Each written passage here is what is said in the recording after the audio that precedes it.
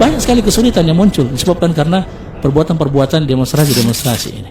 Dan pemberontakan di mana-mana ujungnya adalah sengsara dan juga malapetaka. Di negara-negara Islam, kezaliman ul amri disebabkan karena kezaliman rakyatnya. Allah berfirman dalam surah Al-An'am, demikian kami jadikan penguasa-penguasa orang yang zalim disebabkan kezaliman sebagian dari mereka dengan apa yang mereka usahakan. Wahai orang-orang yang beriman, taati Allah, taati Rasul dan ulil amri di antara kalian. Akan tetapi apabila ia menjadi pemimpin dan tentunya dengan cara yang tidak sesuai syariat, tetap Rasulullah mengatakan, wa in ta'ammaru alaikum abdun habasyai, walaupun kalian dipimpin oleh hamba sahaya Ethiopia. Afdalul jihad kalimatu adlin inda sultanin jair. Ini kata Nabi, sebesar-besar jihad adalah ucapan yang adil, ucapan yang hak, ucapan yang benar. Di mana? Di hadapan seorang pemimpin yang dolim. Di hadapan, bukan di televisi, bukan di radio, bukan di koran, bukan di Bundaran HI, bukan di Sudirman Tamrin, bukan. Tidak mungkin. Pada masa kita sekarang ini, pemimpinnya seperti Umar bin Abdul Aziz, atau seperti Muawiyah bin Abi Sufyan, tidak mungkin. Atau seperti Umar bin Khattab, tidak mungkin. Kalau rakyatnya zalim, maka pemimpinnya pun zalim. Kalau rakyatnya berbuat maksiat, pemimpinnya pun demikian. Kalau rakyatnya melalaikan salat, pemimpinnya pun demikian juga. Idza ra'aita rajulan yasubbul hakim fa'lam annahu sahibu hawa. Kalau engkau melihat ada orang yang mencela pemimpinnya, menjelek-jelekan pemimpinnya, ketahuilah kalau dia itu pengikut hawa nafsu. Rasulullah SAW bahwa akan muncul nanti di zaman setelah zamanku pemimpin-pemimpin yang tidak mengikuti petunjukku dan tidak mengikuti sunnah-sunnah, dan akan muncul orang-orang yang hatinya itu hati iblis, hati syaitan, jahat minta ampun. Rupanya rupa manusia tapi hatinya iblis, jahat, ingin melakukan perusakan. Lalu kata Huzaifah, aku berkata kepada Rasulullah SAW, kaifa asna ya Rasulullah in adraktu zalik. Apa yang engkau nasihati kepadaku jika aku berjumpa dengan masa itu, ketemu dengan pemimpin seperti itu?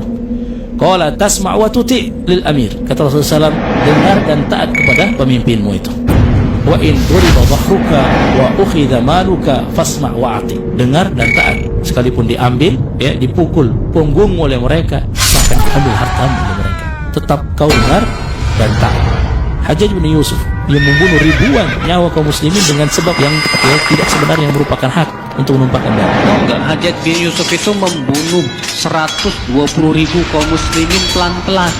Cungsa dulu matanya, diputuskan dulu lidahnya, dipotong telinganya, potong kakinya. Itu yang sudah dibunuh oleh dia seperti itu 120.000 orang. Di antaranya sebagian sahabat dan sebagian ulama tabi'in yang hidup di zamannya seperti Al-Hasan Al-Basri, Ayyub As-Sikhtiyani, yang para imam besar. Ketika mereka ditanya terkait masalah Al-Hajjaj bin Yusuf, ya, bahkan sebagian sahabat juga termasuk yang mendapatkan zamannya seperti Abdullah bin Abbas, ya, dan juga yang lainnya, ketika mereka itu ditanya tentang Hajjaj bin Yusuf, semuanya mengatakan jangan mencelanya. Mencelanya dilarang, apalagi melakukan perlawanan. Dan tanyakan kepada dia, apa setiap kali engkau mencela pemimpinmu kau dapat pahala? Kalau dapat pahala kita cela, nggak dapat pahala. Pertanyaan kedua, kalau kau doakan pemimpinmu kau dapat pahala nggak? Dapat, masya Allah. Oke, pertanyaan yang selanjutnya, kalau kau cela pemimpinmu berubah nggak? Nggak berubah. Kalau kau doakan pemimpinmu, bisa nggak Allah merubah pemimpinmu? Bisa. Karena siapa yang memiliki satu nasihat untuk dia berikan kepada pemimpinnya, mungkin dia lihat pemimpinnya keliru, maka jangan dia tampakkan, ya, nasihatnya itu di depannya orang, karena itu menghancurkan wibawa dia. Tapi hendaknya apa? Falyakhudh yadahu.